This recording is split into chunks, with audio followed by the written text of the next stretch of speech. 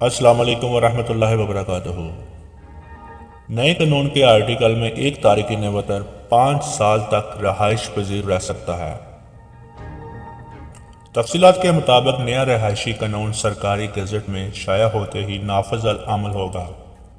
نئے قانون کے آرٹیکل میں ایک تارکین وطن 5 سال تک رہائش پذیر رہ سکتا ہے، جبکہ ایک کاروباری شخص کے لیے 10 سال کی مدت مختص کی گئی ہے۔ کویتی خاتون شہری اور اپنے غیر ملکی شوہر اور بچوں کے لیے رہائش کا اجازت نامہ حاصل کرنا پڑے گا، بشرطیہ کہ ان میں سے کوئی بھی سرکاری یا غیر سرکاری ادارے کے لیے کام نہ کر رہا ہو۔ اس کے علاوہ گھریلو ملازمین 6 ماہ کی بجائے صرف 4 ماہ کی مدت کے لیے ملک سے باہر رہ سکتے ہیں۔ دوسری جانب ذرائع کا کہنا ہے کہ فی الحال والدہ اور ساس سمیت آرٹیکل 22 کے لیے رہائش اجازت نامے کی تجدید کو روکنے کا ابھی تک کوئی فیصلہ نہیں ملا ہے۔ ذرائع نے اشارہ کیا ہے کہ پبلک اتھارٹی افرادی قوت معمولی کارکنوں اور 60 سال سے زیادہ عمر والوں کو ورک پرمٹ دینے سے انکار کرنے کے عمل میں ہے۔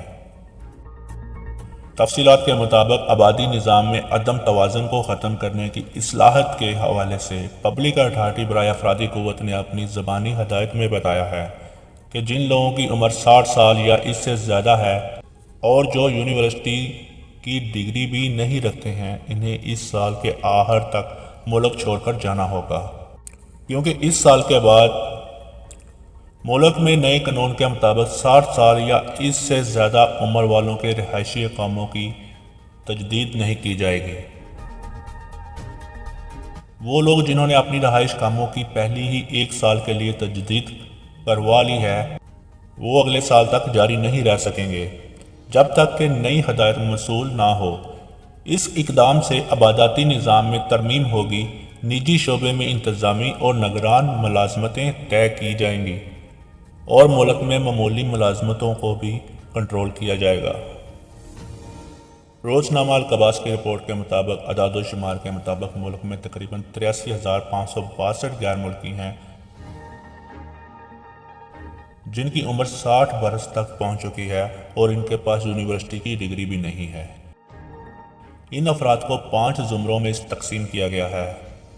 ناخواندہ افراد جن کی تعداد 15,847 ہے، 24,000 وہ افراد جو لکھ پڑھ سکتے ہیں، 10,000 وہ افراد ہیں جنہوں نے ابتدائی تعلیم حاصل کی ہے۔ انٹرمیڈیٹ اسکول کی سطح پر ڈپلومہ ہولڈرز کی تعداد 16,000 ہے۔ سیکنڈری سطح پر تعلیم یافتہ افراد کی تعداد 16,000 ہے۔